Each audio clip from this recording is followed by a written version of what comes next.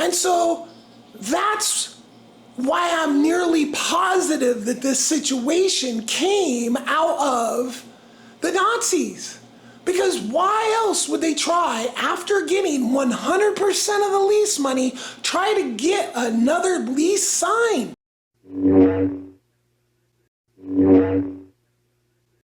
Hello, welcome to another video.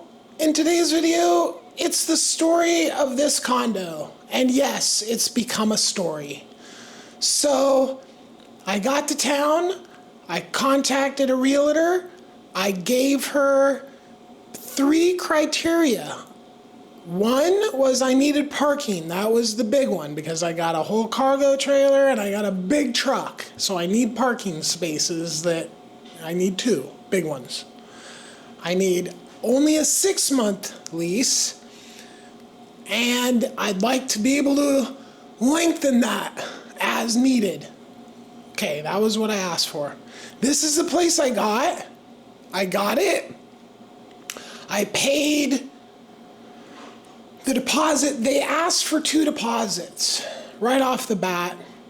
So, and it wasn't really clear at the time what the second deposit was for. I just assumed it was the tattoo tax. What they said later it was for was because I have nobody in Mazatlan to pay my bills for me if something happens to me. Okay, that was the reasoning. But I paid 100% of the lease off in the first 2 weeks. So I was here for 2 weeks and they had 100% of the money for all 6 months plus 2 deposits. Okay, right when I got here, I was in here. It was a step process. I needed to get a place, I needed to get a ID card, and then I needed to get a bank in that order. I got this place, and then I went for the ID card, and the ID card was really expensive. So I actually borrowed back 2,000 pesos from the landlords to be able to get my residence card, which was super nice. And I thought, oh wow, these people are, awesome. I got good landlord. Okay. So I got into this place. A lot of problems with the toilets, a lot of problems with the shower drains. The window leaks almost every time it rains. And the maintenance, like the toilets, like I don't think the apartment, condo, whatever, had been maintenance very much. So one time the toilet just filled the bedroom. Fortunately, it was like from the bottom. It wasn't like a bowl of overflow. It was like just clear water. It just, so, like I had to clean up multiple, like almost every time it rains, I got to clean up a flood. This toilet, I had to clean up a flood. The shower, I've had to buy drain declogger, a bottle of drain declogger to get it to work. Now it works. And actually both showers, the drains didn't work. And I just stopped using the shower in the master bedroom for humidity reasons. Like if you take a shower before bed and then the room's really cool, like there's nowhere for the moisture to go. So I just use the other shower. Okay, but I have used the other shower, the master bath, and it doesn't drain well as well. Okay, it doesn't drain good. So the repair guy, nice guy, does a good job, but the toilets, as an example, I think I've had him in here like 6 times, mostly for toilet related stuff. Like he had to completely pull a toilet apart, and they still, like this toilet just constantly in the open room toilet, and the master's too. The main room toilet is just shut off. Like I don't even use it because it just constantly flows. And he's already worked on it before. Nice guy, but having somebody come in all the time when the staircase is as bad as it is from the birds, I keep mine pretty clean, chase the birds off, but it gets nuts here. Nobody's really dealing with this stuff here. I've knocked those down, obviously. Just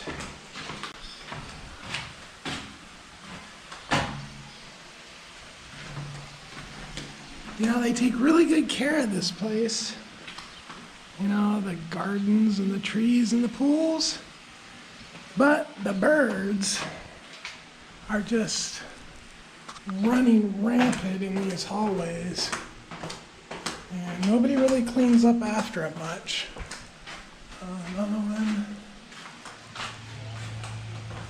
Somebody cleaned up down here. They just don't stop. So this is how loud I have the white noise generator on to try to sleep. And the birds are louder than this.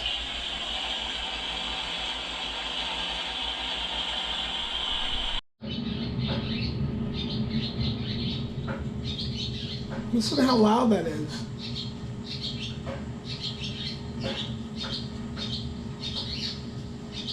Fucking louder than shit. Insane. Insane loud. For 3 o'clock in the morning. Look how bad it is. And then he just walks in here. Like, I take my shoes off and put my shoes by the front door. So I don't walk through. So every time the guy comes over, he's walking all that bird nest, bird poop in here. So I gotta completely clean the place, right? So then they have a need to clean these mini splits, right? Which, after seeing that process and how bad that one in the bedroom was, like, I think it's a process that should be done more frequently, but on a different level, because there's like a filter, but then there's like the whole machine, and they literally bring in a pressure washer. I've never seen this before. They put a bag around the mini split and then clean it with the pressure washer, and then the pressure washer drains whatever goes in, drains into this bag that's wrapped around and down into a bucket. Well, it also puts water into the wall through the mounting, right? So since they did that, I've had ants. And this place was empty. They should just do that, like, every time. Like, I've been in here 6 months. When I move out, they should just do that stuff. Because I had to literally move, like, the TV off the wall, beds out of the way. I mean, I had a lot of work to do so they could clean these things. And I told them, I said, this is stuff that should have been done when I was not here. Because I was kind of getting tired of how much the maintenance guy had to be here. It was all the time. And now I just deal with both toilets don't work right. I got the one shower working right, and the window's leaking. But I don't want to deal with the maintenance guy coming to fix it, because it's like, then I got to completely, mop the floors and all that beyond the normal cleanliness level I keep. But after that, it's just, I've got to go deep and clean, And so I was like, I'm just like, fix this stuff on your guys' time when I move out. There's a lot of issues, okay?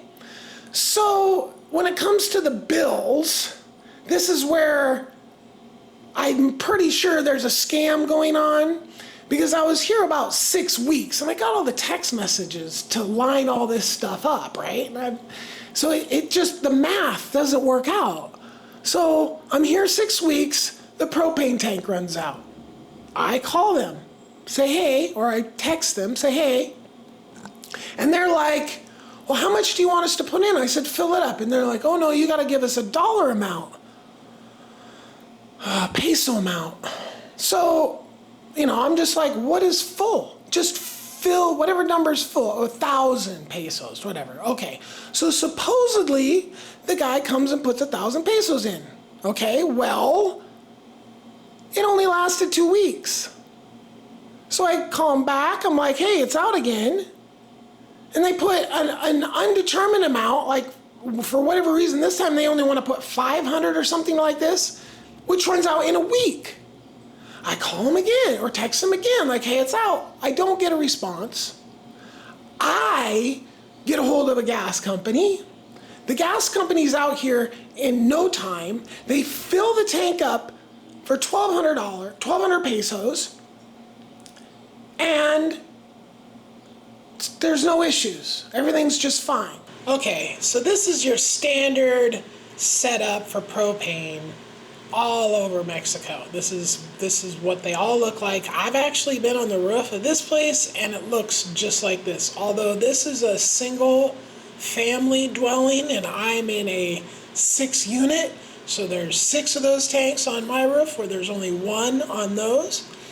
But as you can see, there is only 2 connections on that entire roof, right? You have this one here that's a T, and then you have the one that comes in. Now when that tank gets filled, a person gets up on the roof, they drag a hose from a truck, they undo this regulator, they screw it in, and it fills up. Okay, so for the landlords to be saying there's a leak and for a company to come out and fill it up, the company would be aware of the leak. The leak would be here, the leak would be here. And especially a huge leak that's supposedly leaking an entire tank out in 2 weeks that should have lasted 5 weeks. That would be a substantial leak that whoever was up there. And when I had the tanks filled, they didn't say there was a problem. There was no problem. Okay? So now, they text me like, oh, we missed your text and da-da-da-da, and oh, there must be a leak. You already went through that? And I'm like, what do you mean? And then so now she's saying that there must be a leak, and that's why I'm going through the propane so fast. So they need me now to run the tank down to it's empty and then contact them. I'm like, okay. So like 3 or so weeks go by, and I'm like, or maybe it was a month or something, but I don't remember exactly. I says, I don't think it's leaking. You know, like when I got here, it lasted 6 weeks. And then when you supposedly put 1,000 in there, it only lasted 2 weeks. And then you supposedly only put 500 in there and only lasted a week. And then I put 1,200 in there and it ends up lasting, and I didn't know when I first texted them, but it ended up lasting 6 weeks. And again, 6 weeks. But in that time, I text them, okay, it's empty. And of course it's on a weekend and the guy can't come. So now I'm just out of gas, out of hot water, can't cook. And this has happened like several times by this point, and I'm getting kind of tired of dealing with it. Because it doesn't add up. How did it last 6 weeks? And then, because 1,000 should have lasted at least a month, how did that only last 2 weeks? And if there is a leak, why is the company that went up there to fill it not realizing it was a leak? So I'm not really believing this whole leak story, right? And then the leak is like, oh, there's 1 leak, there's 2 leaks, and then it's 4 leaks, okay? Now, after supposedly fixing this leak, they said, oh, we're going to have the company come deliver it at 3 o'clock. Okay. Then she comes back and says, oh, it's not going to be until 4. Okay. 4 comes and goes, and I'm like tired of waiting for gas. I haven't had gas for like 30 hours at that point, and I'm just tired of waiting for it. Because when I call gas company that I've been using, like they're here right away. As a matter of fact, that day that I called them, they said there would be an hour before they could get here. They were literally here in 5 minutes. So they said it was going to be an hour, they were here in 5 minutes. And every other time they were here within like 10 minutes or 30 minutes. I mean, it's literally, the gas companies don't wait around, it doesn't take forever, which is what the landlords are trying to lead me to believe. Like this whole delivering gas thing, oh boy, yeah. And so they literally said that I was gonna have to pay 1,000 pesos for gas that never showed up. Because they paid for it, and that the time that was supposed to be here, it wasn't here. Like literally, if that's not a scam, you tell me down in the comments what is a scam, okay? Now, I'm not so sure that all this wasn't the same reason I have a playlist of police harassment.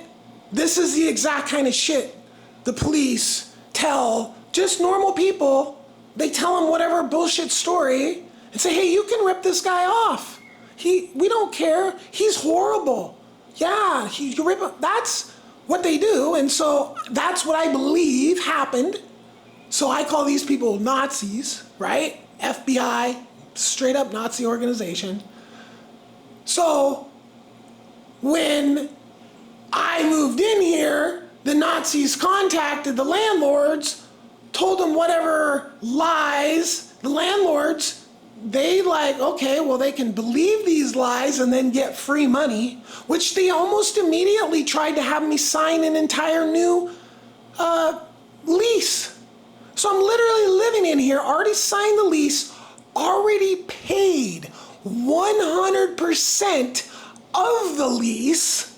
So they have all the money for the whole 6 months, plus 2 deposits, and now they're trying to get a new lease signed, and they're sending me all the revisions and text messages, and it's like shit about criminal this and criminal that, and it's like, oh, so I'm supposed to think the Nazis didn't contact you? This is just some organic idea you had to change your lease and add a bunch of criminal, like I didn't read it all, like just basically I think what it was saying, and it might have been pretty sinister, like if I'm accused of whatever crime or whatever, like they get to keep everything or something like this, probably. Oh, so they just came up with this on their own? This is what leads me to believe that the Nazis contacted these landlords, told them their horseshit Nazi shit, and the landlords just ate it up. And then we're like, oh, we're gonna try to rip this guy off, right? So they start playing these games with the bills and the cutting the gas and, oh, it's a leak, when it's really not. They're just lying about how much money they're putting into the gas, saying they're putting 1,000 when they're putting like 250 or something, and then what lasts 2 weeks, like 400 or something like that, So this is what I put up. This is why I left the United States, is because of things like identical to this. And I have an entire playlist documenting police harassment that documents all this. So this is going in that folder as well. Now, these landlords and, the real estate agents, like they're good, and the landlords may or may not be good people. I mean, they did loan me the money I needed to get my citizenship, which was probably at what point the Nazis were just like, yeah, oh, we almost had him. He was almost destroyed. And those people saved him, right? So they went right to those people and were like, oh, you realize what you just did by giving him that money? That's probably literally what it was, right? Because without that 2,000 pesos, which is like $100 or something like that, like I didn't have the money to get my friggin' my citizenship,